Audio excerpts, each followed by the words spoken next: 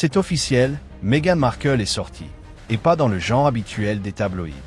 Selon un article récent d'US Weekly, le prince William et la princesse Catherine ont bel et bien mis Meghan hors de leur vie. Pas d'appel, pas de SMS, pas d'échange de cartes de Noël polies, juste le silence. Et ce ne sont plus que des ragots. Cela semble permanent. Des sources proches de la famille royale affirment que le prince William est furieux, mais pas au point de crier et de balancer des choses à tout va. Sa colère est plus froide, stratégique, définitive, et elle ne concerne pas seulement Meghan.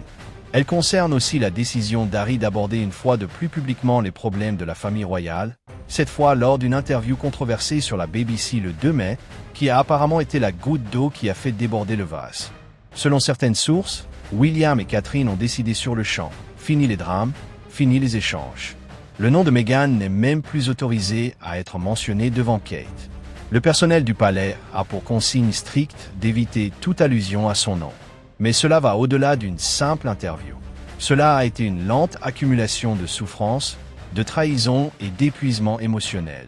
Les déclarations publiques d'Harry, le comportement de diva présumé de Meghan, les interviews révélatrices, les documentaires explosifs, tout cela semble avoir abouti à une fermeture totale des membres de la famille royale.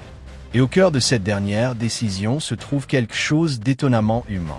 Stress. Catherine se remet de graves problèmes de santé, et William est concentré sur la préservation de sa paix. Cela signifie pas de Meghan. Point final. Apparemment, même en cas de réconciliation avec Harry, ce qui reste un grand « si », il y a peu de chances que Meghan soit accueillie à nouveau. Une source a clairement affirmé que Kate ne reverrait jamais Meghan, non pas par mesquinerie, mais pour son bien-être mental. Et honnêtement, cela en dit long sur la situation actuelle. Mais c'est là que ça devient encore plus intense. Il ne s'agit pas seulement d'évitement. En coulisses, Guillaume exerce une réelle pression sur le roi Charles, lui faisant clairement comprendre qu'il en a assez.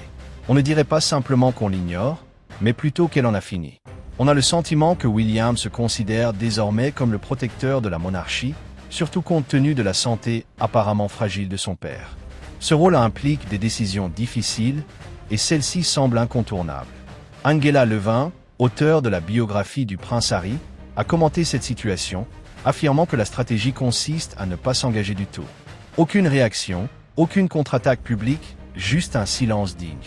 Selon elle, ce silence est plus frustrant pour Meghan que ne le serait une condamnation publique. Il prive le drame d'oxygène. Et c'est là, selon les sources de la famille royale, tout l'enjeu. C'est presque poétique. Meghan, qui a coupé les ponts avec son propre père et d'autres personnes, subit aujourd'hui le même traitement de la part de la famille la plus puissante de Grande-Bretagne. Pas d'appel téléphonique, pas d'accusé de réception, pas même une mention de son nom dans les couloirs du palais. Simplement coupé. Et ce ne sont pas seulement William et Kate qui tracent la ligne. D'autres membres de la famille royale suivraient le mouvement. L'ambiance générale est au beau fixe. Les gens sont fatigués. Les allers-retours incessants, les jeux de relations publiques, les interviews ambiguës, tout cela est devenu trop. Et Harry, c'est là que les choses se compliquent. Si William et Catherine ont claqué la porte à Meghan, il subsiste une certaine ouverture d'esprit envers Harry, une sorte de clémence familiale. Mais même cela pose des conditions. La plus importante, cesser de laver son linge sale en public. Selon certaines sources, la famille royale ne voit aucune issue tant qu'Harry n'aura pas mis fin à ses jours. Alors oui, Meghan n'est pas seulement dans le pétrin. Elle est effectivement bannie à vie. Et la façon dont cela se passe, discrètement, fermement, sans éclat, est probablement la partie la plus dure de tout. La réaction du prince William à tout cela n'a pas été seulement émotionnelle. Elle a été calculée. Ses proches affirment qu'il n'est pas intéressé par les vengeances mesquines ni par les jeux médiatiques. Ce qu'il veut, c'est empêcher la couronne de devenir un feuilleton. Et à ses yeux, Meghan Markle représente tout ce qui menace cette stabilité. Son comportement imprévisible, les gros titres constants et la façon dont elle utilise les médias comme une arme. Rien de tout cela ne correspond au modèle royal. La réponse de William? Un désengagement total. Plus de secondes chances. Ce qui l'a poussé à bout, apparemment, c'est d'apprendre que le nom de Meghan circulait encore en interne. Même ça, c'était trop. Une décision ferme a donc été prise.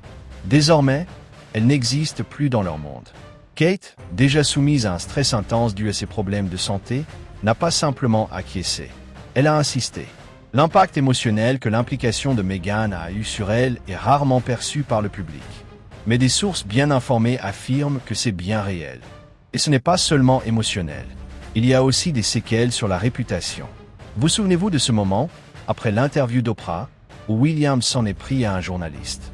Lorsqu'il a enfreint le protocole et répondu directement à une question criée, « La famille royale est-elle raciste ?» En un mot, nous ne sommes absolument pas une famille raciste. Ce n'était pas une simple phrase. C'était un rare aperçu de la frustration refoulée que William retenait depuis des mois. Un prince habituellement poli et réservé, qui laissait tomber le masque, ne serait ce que pour une seconde. Cet éclat était, de l'avis général, une erreur. Le palais refusait toute réfutation publique et William lui-même regrettait probablement d'avoir donné à Harry et Meghan ne serait-ce qu'une telle satisfaction. C'était la preuve que leur stratégie de silence contrôlé pouvait être brisée, ce qui le rendait vulnérable. Depuis, il redouble de retenue. Plus de réactions publiques. Plus de reconnaissance accidentelle. Plus rien. Et c'est précisément ce manque de respect qui rend Meghan folle, selon plusieurs sources. Il y a une certaine ironie dans la tournure des événements.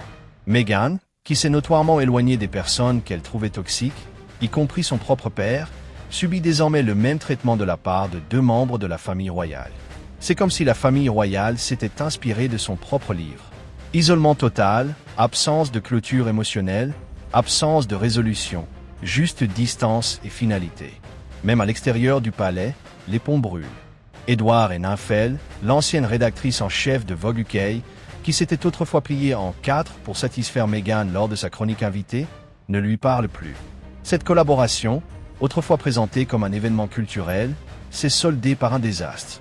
L'équipe de Vogue aurait dû faire preuve de prudence face à ces exigences, Meghan se comportant apparemment comme une véritable diva en coulisses. À l'époque, Nymphelle le tolérait pour maintenir le lien. Mais finalement, même lui en a eu assez. Plus révélateur encore, le traitement réservé à Meghan par Nymphelle reflète un schéma plus large. Elle noue rapidement des relations, souvent fondées sur la flatterie, des intérêts communs, le thé à la menthe et des opinions politiques similaires, par exemple. Mais lorsque ces relations ne se plient pas entièrement à sa volonté, elles s'effondrent. Cela s'est produit à maintes reprises. Des anciens membres du personnel aux célébrités alliées, en passant par les personnalités médiatiques, de plus en plus de personnes refusent d'être associées à elles. Et le palais n'y échappe pas. Les membres de la famille royale n'existent pas. L'isolement de Meghan n'est plus seulement émotionnel ou social. Il devient bien plus visible. Des sources affirment que même au sein des cercles hollywoodiens, cet isolement commence à s'estomper. Ce qui faisait autrefois d'elle une figure admirable, épouser des membres de la famille royale, briser les barrières et contrôler son propre discours, joue désormais contre elle. Les gens sont méfiants. L'offensive de charme ne fonctionne plus comme avant, et ses anciens partisans se sont soit tus, soit complètement éloignés. Pendant ce temps, le prince Harry continue de marcher sur la corde raide. Malgré la frustration de la famille royale à son égard, l'espoir persiste de le voir retrouver son chemin par ses propres moyens. Mais ces conditions s'accompagnent désormais d'attentes strictes. Fini les interviews non autorisées, fini les transactions passives-agressives avec Netflix, et surtout, fini les accrochages avec la monarchie. C'est un pari risqué, mais certains initiés le croient possible si Meghan n'est plus présente. Ce qui complique les choses, c'est à quel point Harry s'est impliqué dans la version de Meghan. De l'interview d'Oprah à leur docuserie, en passant par leur mémoire, il s'est investi à fond. Se retirer maintenant serait une trahison. Non seulement envers elle, mais envers tout ce qu'ils ont défendu. C'est là le piège. Plus il la défend, plus il lui devient difficile de s'en détourner. Et si Harry insiste sur le fait que ses motivations sont ancrées dans la protection de sa famille, beaucoup au palais ne sont pas du même avis. Ils voient un homme qui comprenait autrefois le devoir, instrumentaliser aujourd'hui son titre pour lancer des attaques médiatiques, souvent truffées de demi-vérités et de griefs personnels. Même lorsqu'un soutien financier discret, provenant des millions du roi Charles, leur aurait été apporté pour les aider à quitter la vie royale, Harry a peint un récit d'abandon. Cette contradiction a frustré de nombreuses personnes en coulisses. Quant à Meghan, sa frustration semble se tourner vers elle-même. Des sources au palais affirment qu'elle devient de plus en plus paranoïaque quant à son image publique. Autrefois confiante dans sa capacité à contrôler le cycle médiatique, elle serait aujourd'hui stupéfaite par le regard froid qu'elle reçoit. non seulement auprès de la famille royale, mais aussi auprès des institutions britanniques qu'elle cherchait autrefois à séduire. Le Daily Mail, le Sun et même Vogue. Les médias qui lui accordaient auparavant une couverture élogieuse la décrivent désormais avec une honnêteté brutale. Et ce changement a été bouleversant. L'ironie est flagrante. Meghan a bâti sa marque autour de l'autonomisation des femmes, de l'inclusion et de la transparence, et pourtant, ses détracteurs affirment qu'en coulisses, elle a affiché les comportements mêmes qu'elle prétend combattre. Manipulation, élitisme, coercition émotionnelle. Le personnel a décrit des sautes d'humeur instables, des collaborateurs ont quitté la société, et maintenant même ses plus proches alliés se taisent. Prenons l'exemple d'Edward Honeyfull, autrefois son plus grand soutien dans le monde des médias britanniques. Leurs retombées n'ont pas été médiatisées, bande d'antuboïdes. Inutile, le silence était suffisamment fort. Selon un proche de Vogue, cela a pris du temps.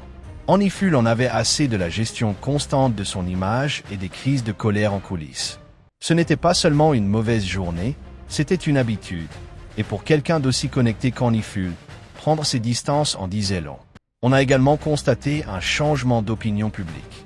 Alors que Meghan et Harry étaient autrefois des figures sympathiques luttant contre un système obsolète, beaucoup les considèrent aujourd'hui comme des opportunistes qui ont tout brûlé.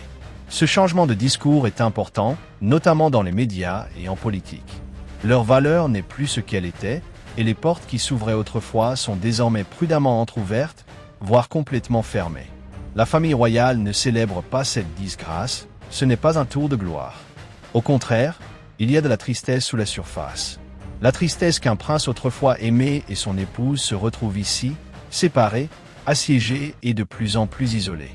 Mais la couronne a connu pire, et elle survit toujours en suivant une règle, ne jamais laisser le chaos personnel éclipser l'institution.